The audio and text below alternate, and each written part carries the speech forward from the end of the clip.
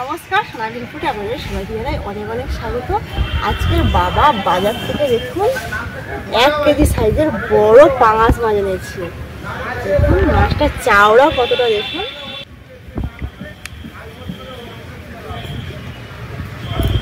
আজকের আমি এই মাছের দারুণ একটা রেসিপি শেয়ার করব।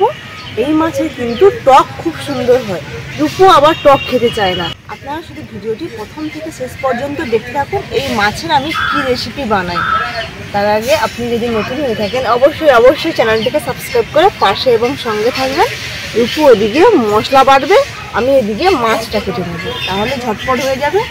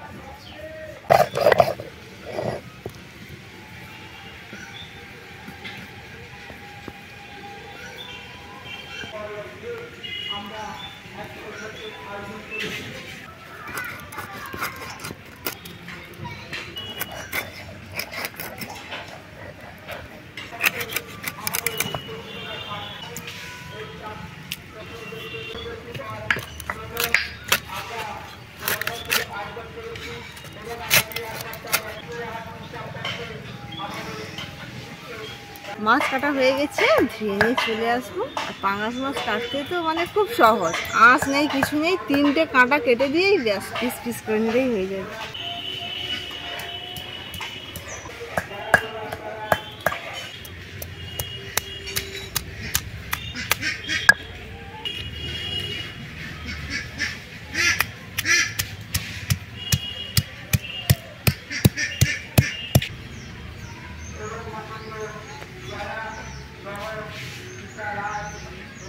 রূপুর ওদিকে মশলা বাটা হয়ে গেছে, এদিকে আমি মাছ ধুয়ে নিয়ে চলে এসেছি। এবারে মাছটা ম্যারিনেট করে রূপু আমরা ছাড়া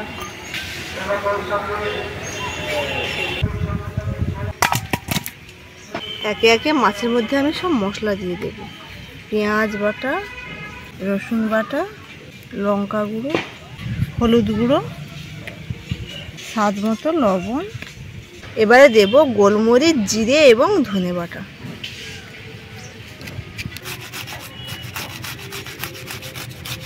এবারে দিয়ে দেবো গ্রেট করা কাঁচা আম।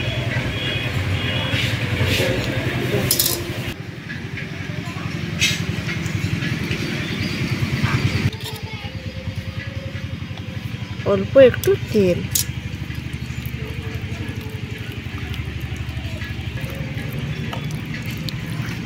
ভালো করে এবারে মশলাটা মাখিয়ে দেব মাছের গায়ে। আমি এখানে কাঁচা আম গ্রেট করে দিয়েছি, আপনারা চাইলে লেবুও দিতে পারেন। আর এখন আম পাওয়া যাচ্ছে, ধরুন আর 1 মাস 2 মাস পরে তো আর কাঁচা আম পাওয়া যাবে না, যাবে কিন্তু অতটা পাওয়া যাবে না, তখন লেবু দেবে।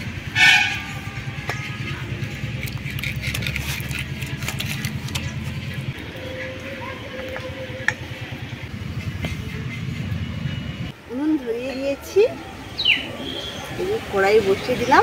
আজকের আমি এই যে পাঙাশ মাছের মশলা ফ্রাই বানাবো, সব কিছু মশলা তো মাখিয়ে রেখেছি, এবারে ফ্রাই করব। এর সঙ্গে একটু ডাল হলে খেতে ভালো লাগে, তাই আমি মসুর ডাল এবং কাঁচা আম দিয়ে টক ডাল বানাবো।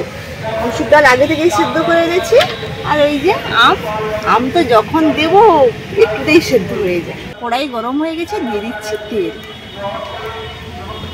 তেল গরম হয়ে গেছে, দিয়ে দিচ্ছি 5 ফোড়ন, গোটা শুকনো লঙ্কা, তেজপাতা, অল্প একটু হলুদ গুঁড়ো। বেশ অনেকগুলো কাঁচা আম ওই তেলের মধ্যে দিয়ে দিচ্ছি, লবণ,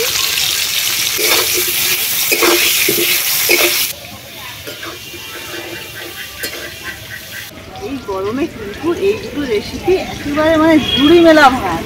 খুব সুন্দর লাগবে খেতে, দারুণ টেস্ট আসবে।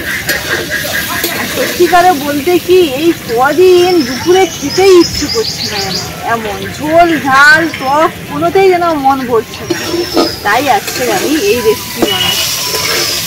এবারে আমি এই সেদ্ধ করা মসুর ডাল ছিটে দেব।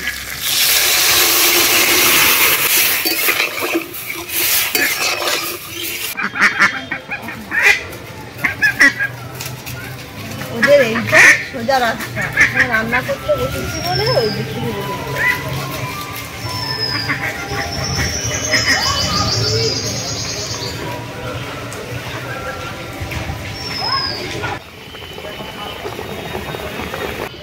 আমগুলো দেখুন সেদ্ধ হয়ে গেছে, কয়েকটা আম আমি ঘেঁটে দেব।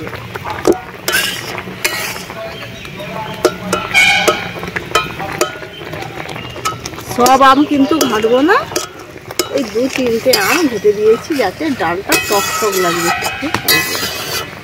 টক ডালের রেসিপিটি একেবারেই হয়ে গেছে, নামিয়ে নেব।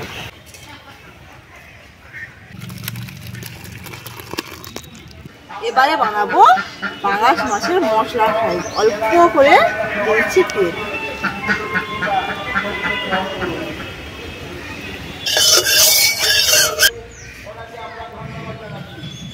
এবারে এই ম্যারিনেট করা মাছ কড়াইয়ের মধ্যে দিয়ে দিব।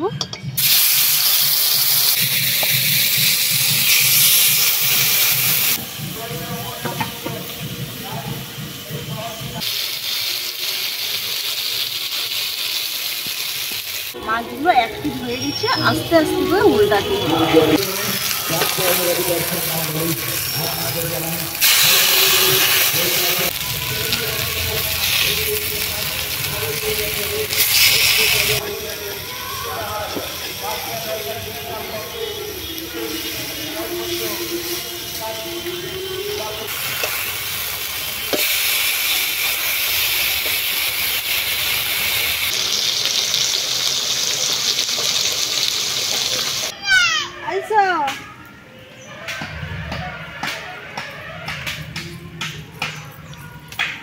বুঝো বুঝো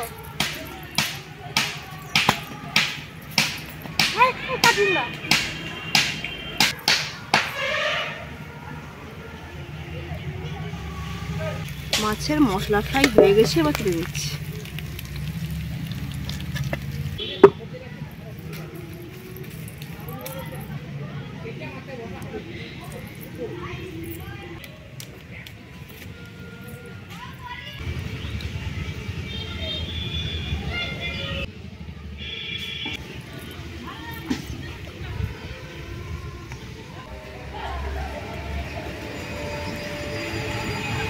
মাছ খাবো, শুধু মাছ খেলে হবে না, তার সঙ্গে একটু ভাত খেতে হবে। কি রূপু, মাছটা কেমন লাগছে? দারুণ লাগছে, টেস্ট লাগছে ভালো না?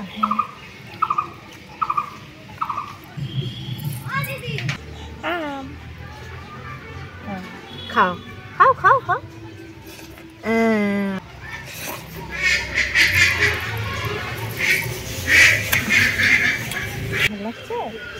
তুমি আইসক্রিম খাবো? হ্যাঁ, তুমি আইসক্রিম খাবো? উপরে মাছ ধরা কেমন লাগছে রে? ভালো লাগছে। আমি যখন ওকে জিজ্ঞেস করি ও তখন ছাড়া করেনি, রূপুকে জিজ্ঞেস করতে ও তখন হ্যাঁ বলছে।